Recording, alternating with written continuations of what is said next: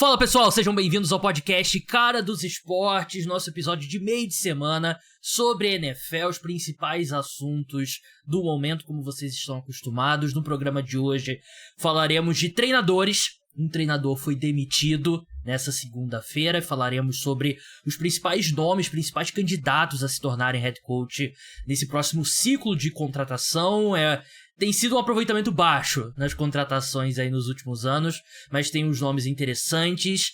Depois, na segunda parte, falaremos sobre quarterbacks do próximo draft. Não só Drake May e Caleb Williams, mas falaremos também do segundo patamar. Isso não tem nenhuma relação com o fato de que o meu time, New York Giants, saiu da disputa por um dos dois principais quarterbacks e eu esteja já olhando para o próximo degrau ali de quarterbacks possíveis. Aqui hoje, comigo, um dos caras que mais entendem de draft, não só aqui no Brasil, mas no mundo, Felipe Vieira, do On The Clock. Já ia falar On The Clock, aí seria um problema seríssimo. Lá ele, aí seria um problema sério. Mas Felipe, seja bem-vindo mais uma vez ao podcast Cara dos Esportes. A primeira pergunta que eu já te faço é: o que mais você precisa ver pro Buffalo Bills achar que o Buffalo Bills não vai aos playoffs? Olá, meu amigo Gabriel. Olá, minha querida audiência. Eu não vou... Você... Eu prometi no Twitter que eu não ia falar sobre esse assunto. Gabriel, você... É matemática, Gabriel. Cara, eu não vi tudo. Eu não gosto de ver esse tipo de vídeo porque eu fico um pouco de vergonha alheia. Eu não gosto muito de ver essas discussões. Mas eu acho que tem que levar O mais engraçado dessa briga toda é que se você falasse com outras palavras ali, se os dois falassem com outras palavras, todo mundo ia concordar. Porque no final das contas, tava todo mundo falando a mesma coisa, só um querendo já adiantar um pouquinho o bonde, o outro um pouquinho menos. Mas, no final das contas, os argumentos eram semelhantes dos dois lados. E vamos ser bem sinceros, né? Eu tenho certeza que vai fazer mais gente assistir o próximo League e não tem ninguém, de fato, chateado com o que aconteceu. Mas no programa de hoje não falaremos sobre o Buffalo Bills, vamos começar falando sobre o time pelo qual o Felipe torce. O Carolina Panthers se livrou de Frank Reich, head coach que foi contratado nessa off-season. Um desastre completo. Eu tava pensando, quando eu tava me preparando aqui pro podcast, eu não sei se a gente tá necessariamente com um aproveitamento pior de head coaches, mas eu acho que a gente tá com um número maior de desastres completos, né? Porque a gente vem aí de Urban Meyer no Jacksonville Jaguars, Nathaniel Hackett nos Broncos, Frank Reich nos Panthers e Josh McDaniels nos Raiders, né, nos últimos 2 anos, né? Então são vários casos que deram errado da pior forma possível. Mas Felipe, Frank Reich já era bem claro e só antecipou o inevitável, né? Porque o trabalho dele tinha sido 1-2, se não o pior, esse ano na NFL. Cara, eu até peço desculpas aí pra sua audiência de falar de Carolina Panthers nesse momento. Porque realmente o trabalho do Frank Reich, assim, eu não achei que seria possível fazer um trabalho pior do que o do Matt Rhule, né? Inclusive estava bem empolgado na off-season com os Panthers. Falei, não, vai dar pra brigar nessa divisão que é mais fraca, vai dar pra brigar. Pior que tá, não fica. Exato. Não, com o Steve Wilkes a gente ganhou jogos importantes, agora, né? Não, mas o Frank Reich não é tudo isso. Aí você fala, mas ele é um treinador de NFL, pelo menos. O Matt Rhule não era. E aí, que surpresa, ficou pior. E o mais surpreendente é quando a gente viu o staff dos Panthers sendo montado, né? Era Thomas Brown, que era um cara bem requisitado, chegou a fazer entrevista para head coach. O Ejiro Evero chegou a fazer várias entrevistas para head coach também. E aí Josh McCown de quarterback, coach, vários nomes importantes dessa coaching staff. E acabou que isso não funcionou, cara. Eu acho que foram muitos nomes de lugares diferentes, assim, né? De como que fala o Nirvana lá, o Norvana, que juntou várias tribos diferentes de treinadores e que não rolou, cara. É uma linha ofensiva que piorou muito e não mudou a linha ofensiva, sabe? É a mesma linha ofensiva. Até ganhou mais profundidade na linha ofensiva, mas os titulares eram exatamente os mesmos do ano passado. No ano passado foi uma boa linha ofensiva. Só que mudaram o sistema da linha ofensiva. E aí o que estava dando certo, que era uma linha ofensiva montada mais para um jogo terrestre, mais mauler, assim, mais nasty, acabou que transformou um pouquinho mais em sistemas de zona e as coisas não deram certo. Acabou colocando mais pressão no pass protection e acabou tendo, nesse momento, uma das piores OLs da NFL por larga margens. Né? Deve estar no piores 5 nesse momento. Então não deu certo. E aí ficou claro depois do último jogo com o Frank Reich ali, já era basicamente um dead man walking, assim, o Frank Reich. E aí no último jogo ele tomou decisões que nós, da matemática, Gabriel, você fala, cara, por que você tá arriscando, não tá arriscando aqui, por que você tá tentando um chute, coisas desse tipo, que pro dono Dave Tepper não caem bem. Um cara do Analytics, né? Aliás, ele vem do Analytics e ele simplesmente se cansou disso e mandou embora já, mesmo com 11 jogos apenas, superando aí Nathaniel Hackett, que teve 15 no ano passado. O Urban Meyer, por exemplo, que teve 13 em Jacksonville, conseguiu superar. Então, parabéns para ele.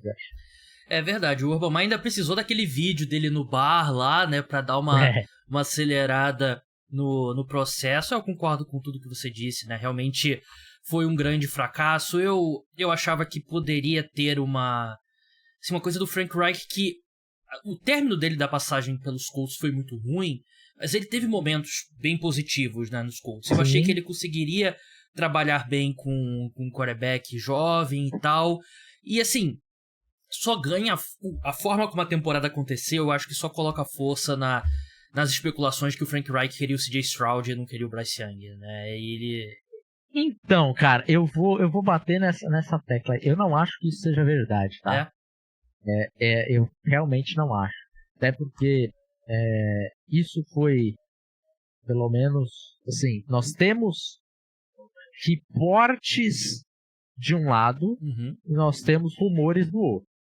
Os rumores são o ele não gosta de quarterback baixo, sempre teve quarterback mais alto e tal, mas no dia do draft, antes do draft e agora na entrevista da coletiva do dono, ele, nas 3 entrevistas, o papo é o mesmo, que era unânime entre scouts e coaching staff, que o Bryce Young era o número 1. O que tomou uma proporção e as pessoas acabam tirando muito de contexto, porque adoram fazer isso para ganhar um pouquinho mais de like, acaba vazando muito esse tipo de tweet, é que o primeiro plano dos Panthers, quando foi subir para pegar o quarterback, era subir para 2, para a segunda escolha geral. E aí sim, imaginava-se que iria pegar o CJ Stroud, porque já estava certo que os Bears trocariam com os Texans, então desceriam da 1 para 2 e da 2 para 9. Então já estava certo e todo mundo imaginava que os Texans iriam de Bryce Young. E aí, beleza. Mas vocês estão ok com o CJ Stroud na 2? Estamos ok. Então, beleza. Então vamos fazer esse movimento. Acabou que os Texans demoraram muito para confirmar a troca, que já estava teoricamente quase certa, faltavam detalhes. E daí os Panthers, impacientes, falaram: tá, o que falta para vocês, em vez de trocarem com os Texans, trocarem direto com a gente? Adiciona mais, isso daqui é o que a gente estava pedindo dos Texans, adiciona mais tanto aí que a gente já troca direto com vocês. E daí foi o que acabou fazendo. Então eles falaram: beleza, a gente ia pagar tanto para subir para 2, a gente vai ter que pagar um pouquinho a mais para 1, vamos já subir para 1 direto. E aí, no debate ali, ficou decidido de pegar o Bryce Young. Então, eu não acredito muito que os Panthers, que o Reich preferia o CJ Stroud ao Bryce Young, pelo menos. Não temos nenhum reporte, e eu tenho alguns repórteres aí que eu acompanho já há bastante tempo em Carolina, e acabaram saindo e se tornaram repórteres nacionais, por exemplo, o Jonathan Jones, que tem ótimas fontes que eles falaram, não, em nenhum momento o Reich queria o CJ Stroud quando estava na primeira posição, sabe?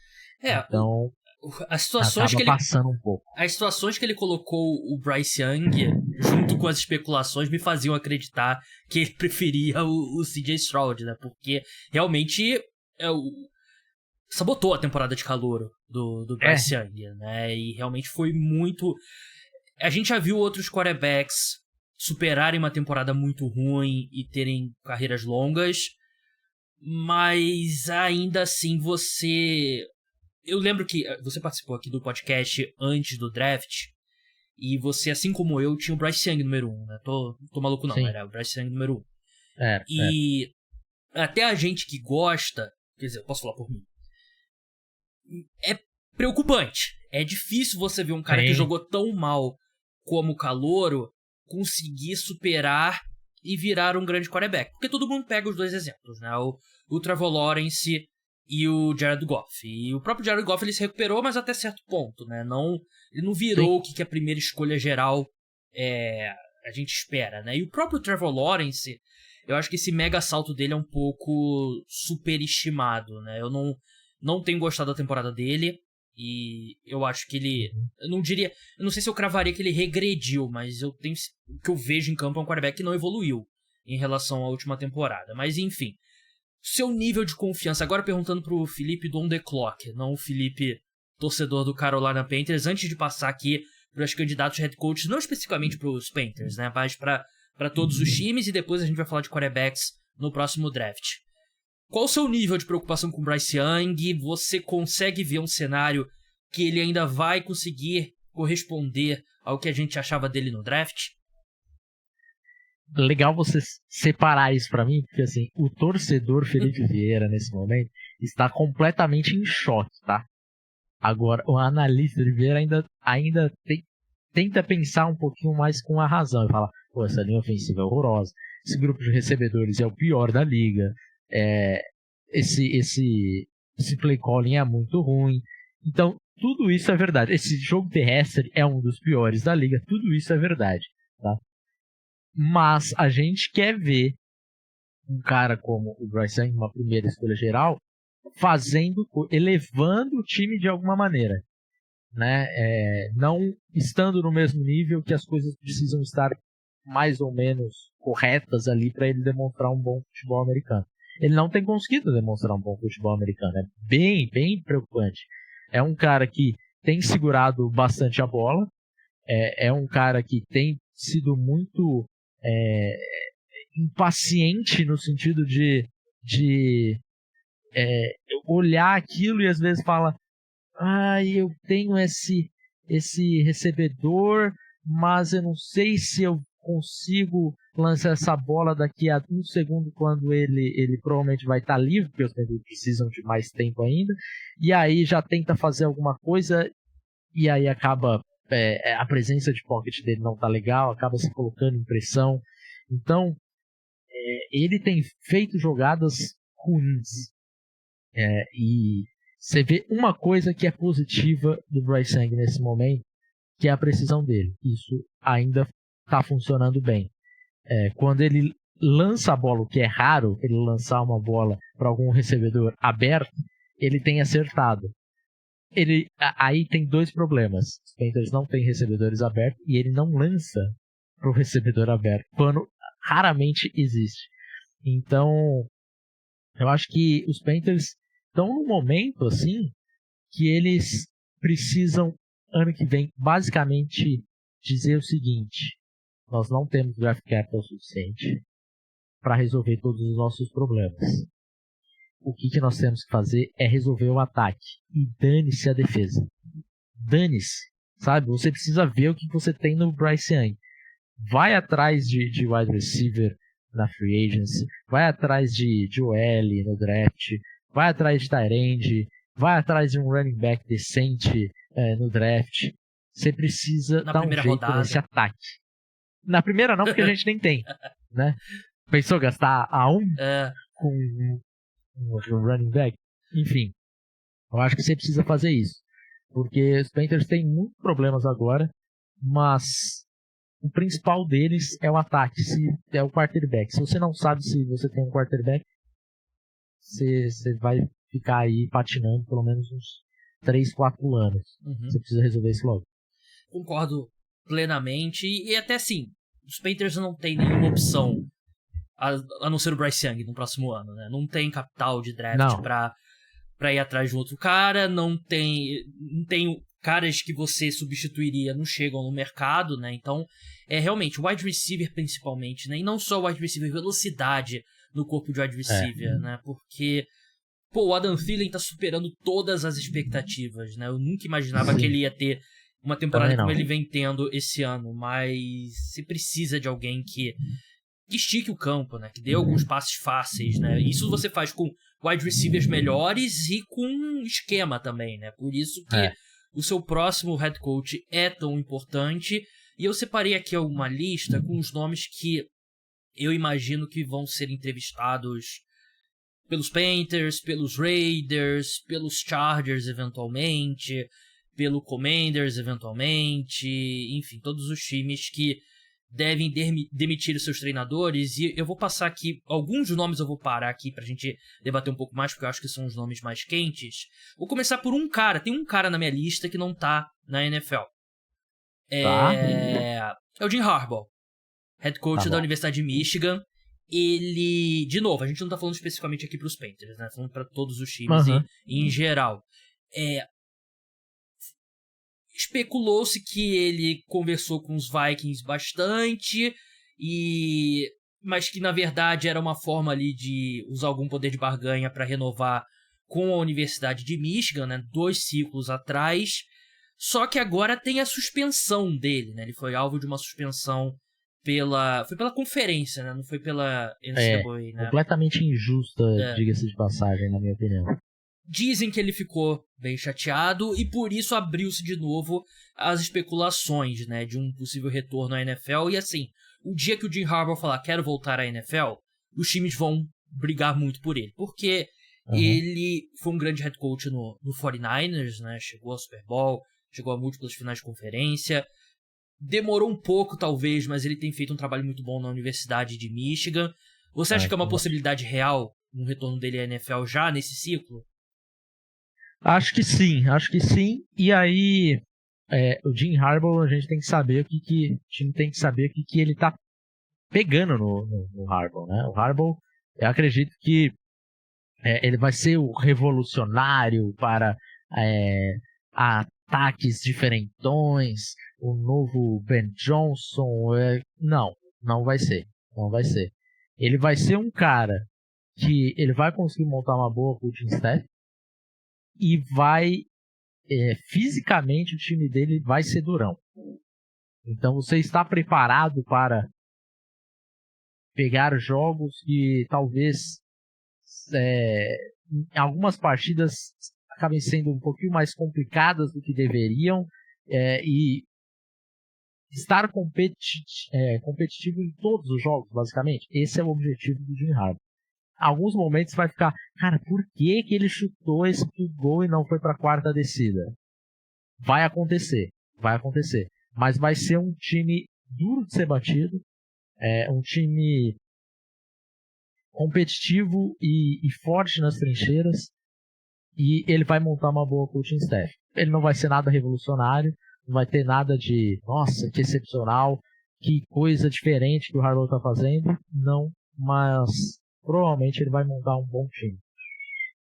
Dá pra ouvir que o seu gato aí concorda. Tô ouvindo os miados.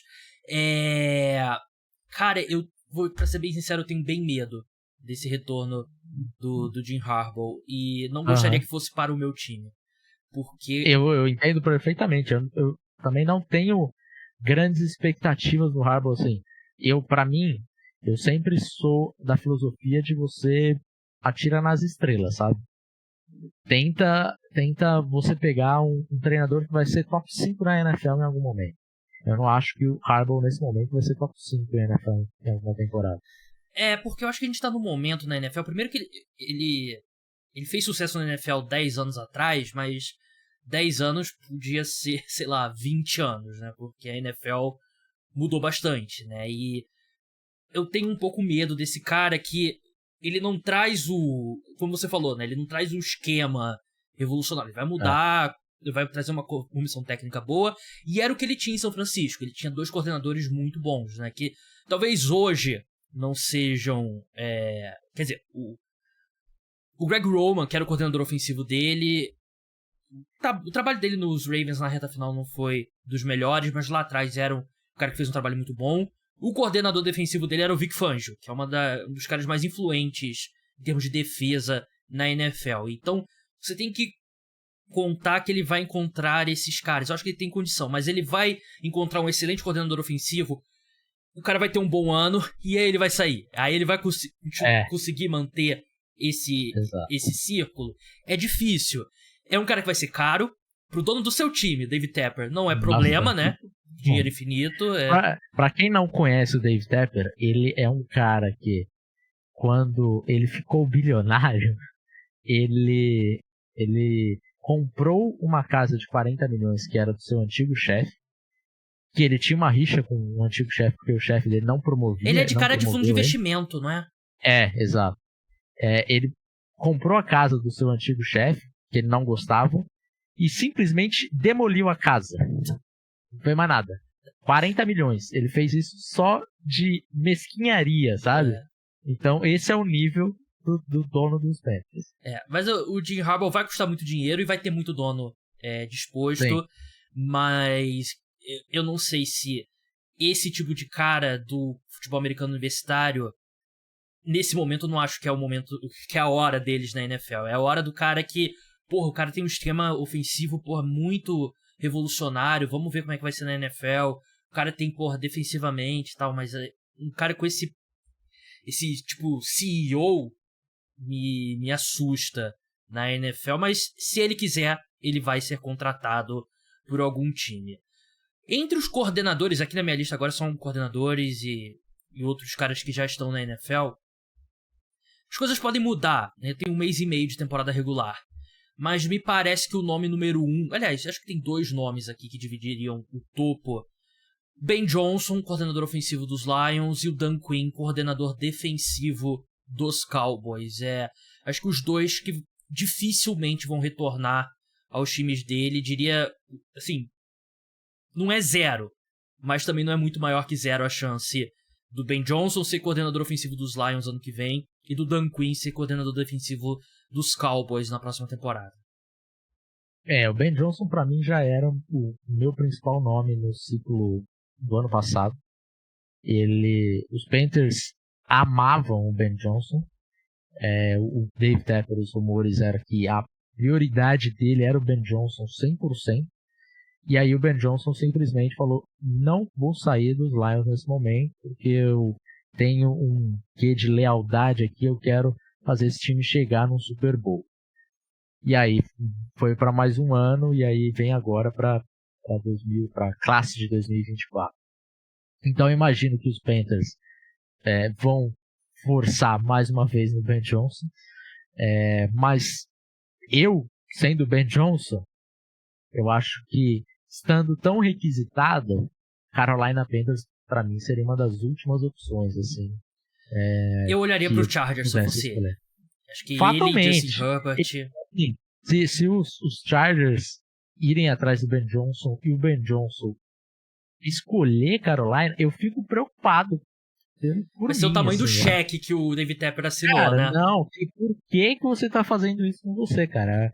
Sua tomada de decisão é péssima, não. Se você toma uma decisão tão ruim assim, imagina numa quarta descida. Não, esquece, pode pode... Uma boa pergunta pra entrevista. Você quer trabalhar aqui? Pô, indicado, não tem como. Exato. Fala, não é possível. Você tem outras opções daqui e você ainda quer trabalhar aqui? E beleza, uma coisa é você... Um nome que eu acho que é muito justo pra gente falar aqui é do Bob Slowick, o coordenador ofensivo dos Texans. Eu acho que o Bob Slowick funcionaria nos Panthers, por exemplo, porque eu não acho que ele vai ter um mercado muito grande, porque é um cara de 1 ano só como coordenador ofensivo, não tem tanta experiência. Eu acho que esse é um bom nome. E aí talvez ele não tenha um mercado tão grande quanto o Ben Johnson. Um outro nome que eu acho que também a gente deve comentar aqui, que é bem interessante, é o Mike Macdonald, coordenador defensivo dos Ravens, que vem fazendo um trabalho excepcional também. Então, para mim, esses três, assim, tirando o Dan Quinn, para mim são 3 nomes que vão estar altos aí, pelo menos falando em Carolina Panthers, eu acho que consequentemente para alguns outros times também.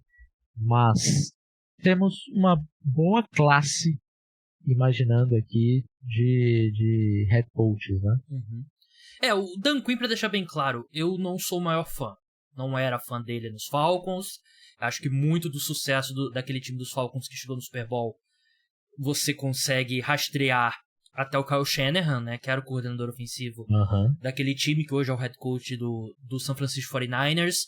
Mas ele vai ser um cara que é um cara também que decidiu sair da disputa, né, que ele tirou o nome dele da consideração, assim como o Ben Johnson, para voltar para mais um ano no Dallas Cowboys, né? Então acho que é um cara que deve ter muito interesse, e concordo plenamente sobre o Bob Slowick. O Bob Slowick é um pouco mais de aposta, né, porque ele é um cara que tem pouca experiência, mas assim, às vezes dá certo esse tipo de aposta, às vezes dá muito errado, mas às vezes você encontra o Sean McVay fazendo uma aposta como essa, né? E ele tá fazendo um baita trabalho com o Houston Texas, não só, a gente fala um baita trabalho com o CJ Stroud, né? Mas o que ele tá tirando, de Nico Collins, Noah Brown, Tank Dell fazendo uma temporada de calor. E o que mais me surpreende é a linha ofensiva, cara, porque é uma linha ofensiva que nas primeiras semanas estava completamente lesionada ali. Eram várias lesões de center, tava com terceiro center jogando como titular. Muita gente machucada, e a linha ofensiva seguia num nível muito alto. Então, no nível, pelo menos assim, pelas ferramentas que ele tinha, era muito alto. Então, realmente, o trabalho dele é positivo. E falando em Carolina, foi um cara que estudou muito o Bryce Young, tem até artigos aí, porque os Texans pensavam muito no Bryce Young como a escolha. Então, talvez tenha sido a coaching staff que mais estudou o Bryce Young junto com os Panthers, tenha sido a coaching staff dos Texans. Então, o Bob Slowick é o que trabalhou no Pro Football Focus também? Exatamente. É ele também.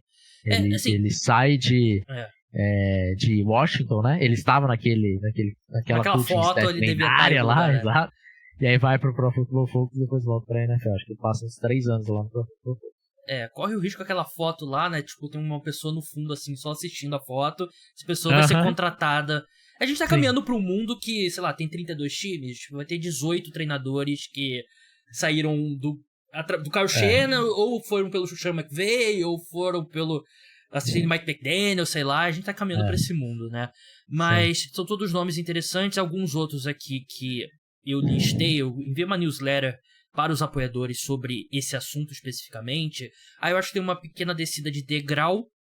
Brian Johnson, coordenador ofensivo dos Eagles, eu acho que o ataque vem melhorando, não começou tão bem. Claro que ele tem a tarefa difícil de substituir o Shane Steichen, né, que foi um grande coordenador ofensivo, que vai fazer um trabalho muito bom nos Colts, mas é um cara dessa coaching tree, né, que começa a se formar. Você vê o sucesso do Shane Steichen nos Colts, eu acho que o Brian Johnson é um cara que você pode olhar. Um nome difícil, Felipe, que eu não aguento, sinceramente eu não aguento mais discutir o nome dele em ciclos de contratação, por isso que eu vou jogar a bola pra você. Eric Bieniemy, coordenador ofensivo dos Commanders. Acho que tá fazendo um bom trabalho, tendo Sam Howell e tem algumas limitações na linha ofensiva. É esse o ano do Eric Bieniemy? Pra quem não sabe, aliás, Cara, rapidinho. É um cara que era coordenador ofensivo dos Chiefs. Foram 3 ou 4 anos e meio que parou a fila de coordenadores ofensivos dos Chiefs que eram contratados pra head coach, né? Bill Peterson, Matt Nagy e tal. E o pessoal sempre questiona, por que não o Eric Bieniemy? O que você acha? Sempre levantam a possibilidade dele não ser contratado porque ele não é uma pessoa muito bem-vinda, assim, nos lugares, né? Tem alguns problemas de caráter, isso é o que sempre é o que falam para ele não ser contratado. Se o Washington, que está trabalhando ali, não promover o Eric Bieniemy, olha, eu acho muito difícil que ele seja head coach em qualquer outro lugar, porque o Washington vai estar procurando um head coach e ele fez um bom trabalho. Ele é um cara que foi para Washington pensando em virar head coach.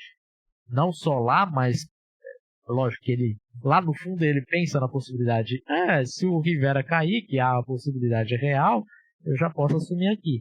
Mas também de sair um pouquinho da sombra do Mahomes e falar, tá jogando no modo fácil aqui, vou jogar um modo um pouquinho mais difícil. Ele continua fazendo um bom trabalho. Então, eu acho que o Washington já está meio encaminhado ali com o Bieniemy. Pode ser que ele assuma ali interinamente em algum momento da temporada e já acabe ficando para 2024. Ele já devia ter assumido interinamente, né? Já. E aí você dá um mês e meio pro cara ali de teste, né? Eu não sei o que o Commanders tá esperando. Tem dono novo também, que todo mundo sabia que o Ron Rivera não ia ficar depois dessa temporada, né? Ele não ter sido demitido na última off-season, acho que já foi uma grande perda de tempo. O Rivera passou por isso em Carolina, mudou o dono, aí esperou um tempo, aí acabou sendo demitido do mesmo jeito.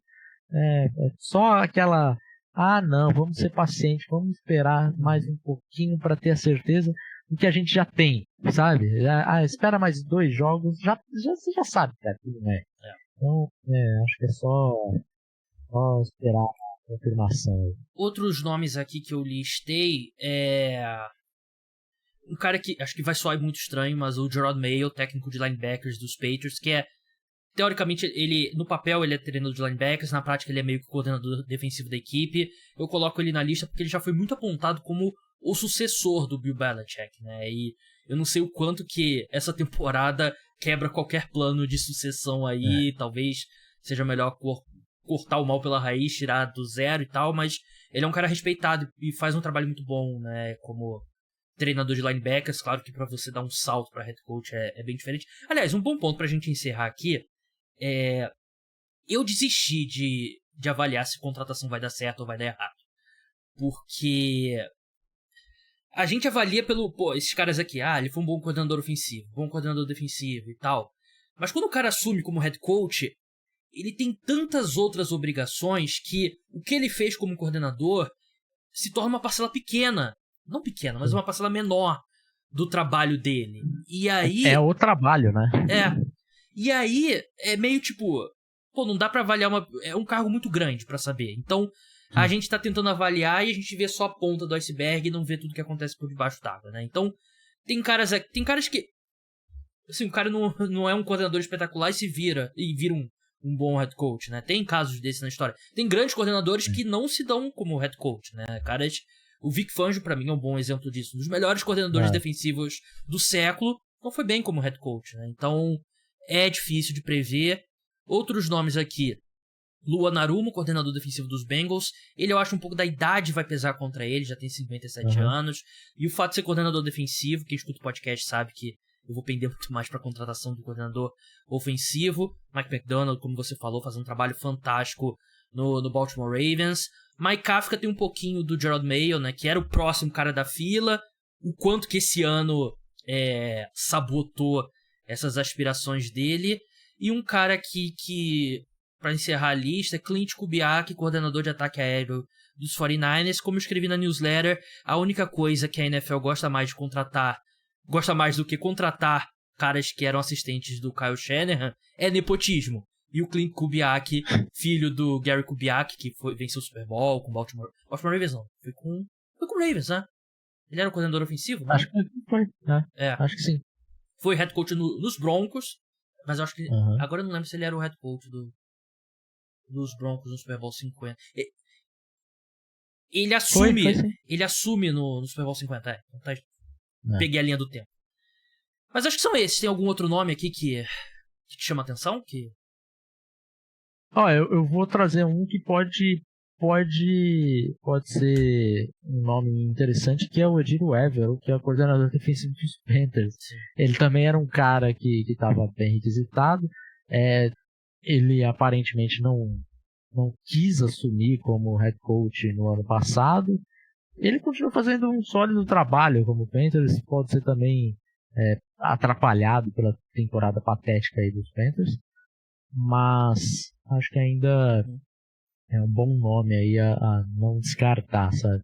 Ele tá um pouco na categoria do Mike Kafka e do Jordan Mayer. O cara que era mais cotado deu um passinho pra trás. No último ciclo. Ele é um cara que 2 times seguidos ele vai e a defesa melhora, né? Então, eu acho que isso é importante. Vamos passar pros quarterbacks, né? O pessoal só importa... A gente tá falando aqui de defesa e tal, o pessoal quer saber de quarterback. E o Felipe, como vocês sabem, ele comanda lá o On The Clock, site de referências não só no Brasil, né? Tem aqueles rankings ali de agregados, né, Felipe? Que o pessoal pega boards de vários sites. O On The Clock tá nesse tipo de ranking. Foi citado em matéria do Athletic, o Felipe Vieira, como... Era qual jogador que era onde você estava mais em alta em relação ao consenso? O Jungens. O Jungens, que era center, né? Foi pros Eagles. Uhum. É verdade. Jungens. Tem jogado bem. Então, é uma fonte de respeito se você não acompanha o On The Clock e você torce para um time miserável como o meu, já segue lá, porque você vai virar sua cabeça muito rápido para draft, porque nossas temporadas acabou. E mesmo que você torça para algum time bom, melhor fonte de draft aqui no Brasil. Vamos começar falando sobre os 2 quarterbacks no topo dessa classe de 2024. Todo mundo sabe quem são. Caleb Williams, de USC. Drake May, da Universidade de North Carolina. Eu sinto, acompanhando as redes sociais, lendo textos e tal, que a diferença entre os dois diminuiu nessa temporada, né? O Caleb Williams não terminou tão bem a temporada, e não sei se é aquela coisa de a gente não gosta um pouco de tédio, né? Vamos criar algum fato aqui, ou se realmente tem algum motivo para isso. Mas você tem Caleb Williams 1, Drake May 2, e o quão grande é a diferença, na sua opinião? Se tiver. Eu tenho o Caleb Williams como 1, o Drake May 2, e não acho que a diferença seja tão absurda assim, não. Eu acho que a temporada do Drake May, inclusive, deu uma diminuída nessa distância, porque o Caleb Williams, ele trouxe alguns problemas que ele não tinha mostrado ainda em alguns momentos da temporada. O fato dele pintar as unhas. Isso, sim, né? Um e chorar depois da partida, né? Isso também. O cara quer ser quarterback na NFL e chora abraçando a mãe. Que absurdo. Absurdo. E eu acho que ele não evoluiu em alguns pontos que a gente já via problemas ali, né? Pra mim, o principal problema do Caleb Williams é um cara que segura muito a bola. Ele quer muito a todo momento fazer highlights, e muitas vezes ele consegue, na maioria das vezes. Mas eu acho que falta pra NFL, você precisa ter a cabeça um pouquinho mais centralizada de beleza, vou ganhar 7 jardas aqui, não tem problema nenhum, vou aceitar essas 7 jardas e depois eu procuro meu highlight, não precisa a todo momento estar buscando esse highlight. Então é um cara que sofreu problemas com fumbles, ele não evoluiu, isso é um problema novo dele, ele não evoluiu nessa tomada de decisão um pouquinho mais rápido, acho que ele continua segurando a bola e isso causa problema para a linha ofensiva dele. E a tomada de decisão dele, em alguns momentos dessa temporada, você fala, Caleb Williams, calma lá, meu amigo, você é ótimo, você é excelente, mas você não vai ganhar o jogo sozinho. Não adianta você querer ganhar 15 pontos em um drive, você não vai. E eu acho que até é compreensível que a defesa dele é horrorosa. Então, ele quase que inconscientemente ele fala, se eu não fizer um touchdown aqui, o jogo pode ter acabado. Porque USC é basicamente assim, se você não marcar 50 pontos no jogo, se o Caleb Williams não marcava 50 pontos no jogo, o USC ia perder o jogo. Quase certeza, sabe? Porque a defesa entregava muito para qualquer quarterback. A gente teve um jogo contra a Arizona, que o quarterback titular machucou no meio do jogo e entrou o QB reserva. E ele jogou muito bem e tal, mas assim, o jogo foi parar para um overtime definido. Você fala, cara, é o quarterback reserva assim. Calma lá, você não pode entregar tanto assim tão facilmente, sabe? Então o Caleb Williams, inconscientemente ou conscientemente mesmo, ele sabia do problema que ele estava metido e talvez por isso ele tentou fazer mais do que deveria. Mas foi um problema dele durante a temporada. Uhum. E o Drake May... Rapidinho, antes da gente passar para o Drake May, eu tenho visto muito pro comp, né, comparação com jogadores já na NFL, do Caleb Williams, é uma bem assim, conservadora do Caleb Williams. O pessoal coloca simplesmente Patrick Mahomes. E algumas das coisas que você descreveu eram problemas do Mahomes cedo, né? Essa questão de procurar muito o home run, né? Aquela jogada longa, jogada espetacular e tal, e não aceitar muito os avanços longos. Você concorda com essa comparação? Ou se você tiver outra também, gostaria de ouvir. Concordo, porque você consegue enxergar. Não estamos falando aqui que ele está no nível do Mahomes que está na NFL, tá? Uhum. Mas você consegue enxergar características. Então, eu descrevi aqui fraquezas do Caleb Williams. Você já buscou que essas eram fraquezas do Mahomes. Se eu listar aqui as forças do Caleb Williams, é um cara que consegue fazer todos os lançamentos, é um cara que consegue estender muito bem as jogadas, é um cara que faz lançamentos fora de plataforma que quase nenhum outro quarterback consegue. Você está pensando em quem? Você está pensando no Mahomes. Então, assim, são características que você faz essa análise aí e pode parecer análise pobre, né? Porque todo mundo é o Mahomes. Eu não tinha feito comparação do Mahomes ainda com outros quarterbacks saindo do college há algum tempo. Eu acho que faz bastante sentido essa comparação do Mahomes. E o Drake May? Drake May, ele joga numa universidade menor, né, do que USC, North Carolina. Qual é o seu diagnóstico dele? Verdade. É uma universidade um pouquinho mais equilibrada, tem bastante problemas também, North Carolina. É uma universidade de basquete, né? North Carolina, obviamente, Michael Jordan. Sim. Mas saiu aí o Sam Howell recentemente, então tem um programa que o Trubisky tem lançado bons quarterbacks nos últimos anos. Talvez os caras não sejam elite na NFL, mas pensando em college, eles tiveram uma universidade que teve sucesso com quarterbacks ultimamente. E o Drake May, para mim, é o melhor de todos. É melhor que o Trubisky foi, melhor que o Sam Howell. Sam Howell, para mim, na época era o meu quarterback número 1 da classe, inclusive. Era de muita gente, né? Era de muita gente, mas todo mundo chocado com a NFL, né? Com a NFL, que o Drake May foi sair depois. O Sam Howell foi sair depois do Belichick. Assim, todo mundo se perguntando o que a NFL viu que várias outras pessoas não viram. Mas fato é que o Drake May é um baita quarterback, característica muito diferente do Caleb Williams, mas é um cara que você consegue ver que ele tem potencial de ser franchise quarterback também. Eu acho que aí você fez a comparação aí do Mahomes pro Caleb Williams. Pro Drake May, talvez a gente tenha que voltar um pouquinho mais atrás. E uma comparação que o Daniel Jeremiah fez, que quando ele falou, deu um clique, e eu tenho usado ela também desde então, que é a do Carson Palmer. É um quarterback Aquele quarterback protótipo com altura, com peso certinho, também é atlético e muito preciso. Então o cara tem uma boa presença de pocket, o cara tem um bom braço, mas principalmente a precisão. Acho que o Drake May tem essas características aí como principais, e é um cara que eu acho que ele melhorou do ano passado para esse. Eu já achava ele um bom quarterback, um ótimo quarterback no ano passado. Eu acho que ele melhorou para esse. Então, para mim, diminuiu essa distância do Caleb Williams pro Drake May.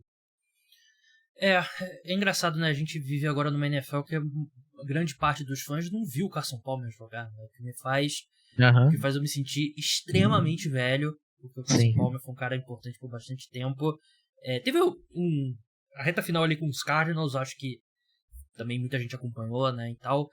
Mas assim, eu concordo com essa comparação, né? Eu vi em algum lugar Justin Herbert, mas eu acho que ele não tem o atleticismo do Justin Herbert. Não tenho assistido. Quando eu ainda achava que os Giants poderiam ter uma chance com ele, eu tava assistindo, né? Mas agora, felizmente.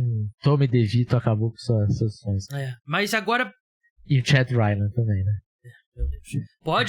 Com certeza tem uma conta no nome do Chad Ryland nas Ilhas Caimã e um paraíso fiscal, assim, com o nome dele lá. Pensando no próximo patamar, para caras pessoas que torcem para times que não vão ter acesso a esse top 2. Pressionaram top 5. O próximo patamar, qual quarterbacks que você colocaria ali mais ou menos no mesmo nível ali de escolha de primeira rodada, primeira metade do draft, diria assim? Cara, essa até é uma coisa que talvez as pessoas que não tenham olhado com mais carinho, né, talvez possam se assustar. Mas eu gosto muito do Bo Nix. Bo Nix deu um cara salto esse ano, né? Um salto ano passado já, ele já deu uma melhora considerável. Ele ainda era motivo de piada, mesmo no ano passado, que teve temporadas muito ruins em Auburn. Eu acho que o Gus Malzahn é muito culpado dessas temporadas tenebrosas do Bo Nix em Auburn. Mas no ano passado ele já jogou bem. Quando a gente foi fazer o ranking de quarterbacks em agosto, iniciando para a temporada, eu já tinha colocado o Bo Nix como meu quarterback 3. E o Davis falou, cara, não tava nem no top 5 dele. Ele continua não gostando do Bo Nix, tá? Mas eu acho que o Bo Nix, ele é um quarterback que você consegue fazer coisas boas assim com ele. É um cara com uma tomada de decisão que, pra mim, é o melhor tomador de decisão do draft, mais do que o Caleb Williams, mais do que o Drake May. Isso, obviamente, pode ser levado em conta que ele é mais conservador, de fato mas é um ótimo game manager, que as pessoas tanto gostam de falar, né?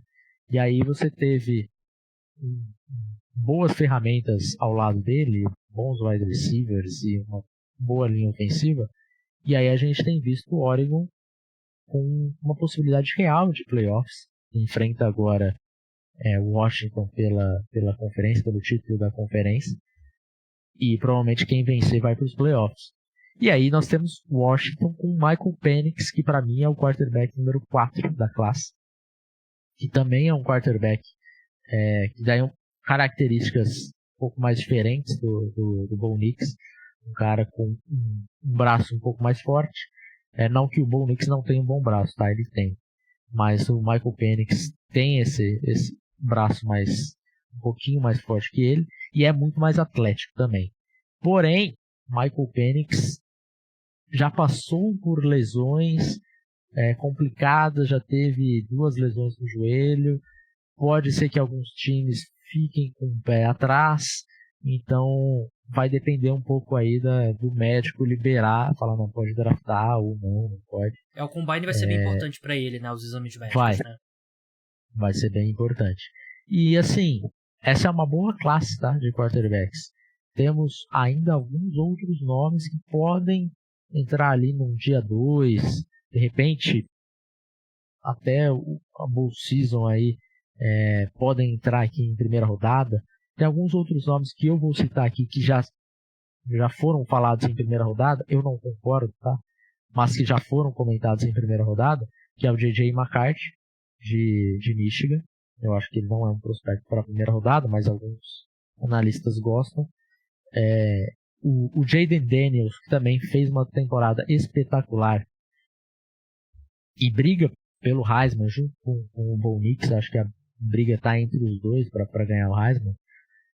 Também é um cara que evoluiu muito e tem uma possibilidade aí de pegar um finalzinho de primeira rodada.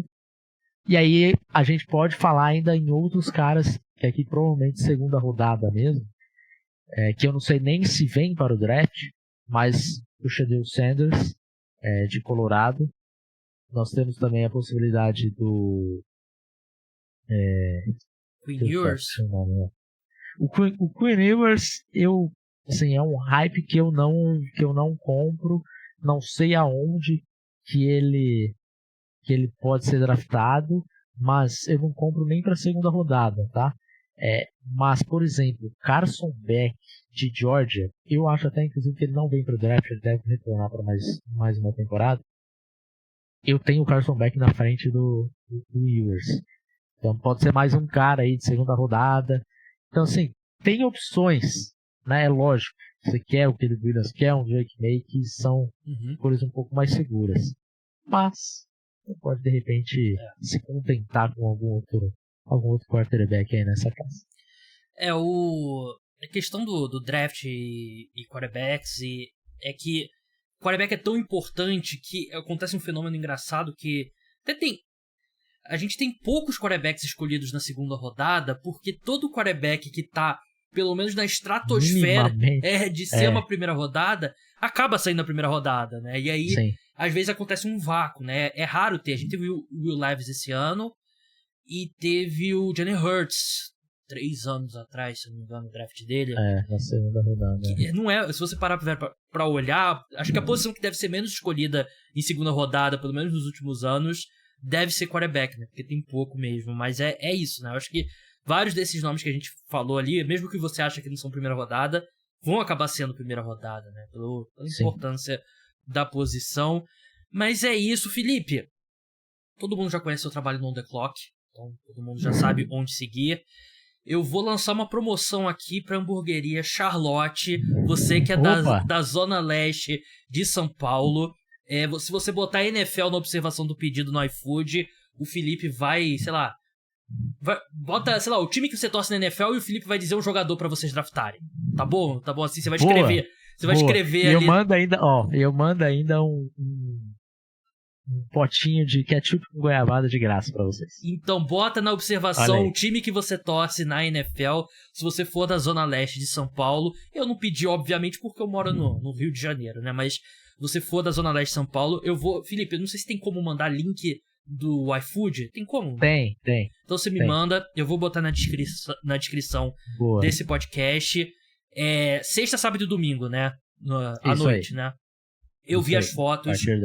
Parecem sensacionais. O Felipe tá com uma hamburgueria ali, entrega ali no iFood, que os hambúrgueres, assim, parecem espetaculares. Então, se você é da Zona Leste de São Paulo, Charlotte Burger, né?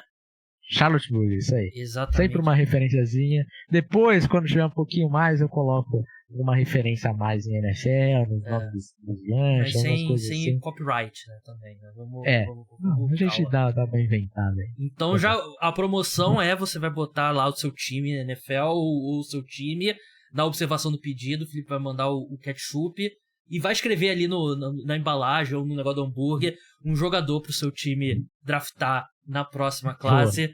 Mas, Felipe, muito obrigado pela participação. Sigam também On The Clock, @LipeVieira no Twitter, tem podcast e tudo mais. Obrigadão pela participação e até a próxima. Obrigado pelo convite e até mais. Tchau, tchau. Então é isso, pessoal. O podcast Cara dos Esportes volta amanhã com o episódio sobre NBA. Tem quinta-feira o preview da rodada e o podcast pós-rodada na madrugada de domingo para segunda, como vocês estão acostumados. Então, até a próxima. Tchau!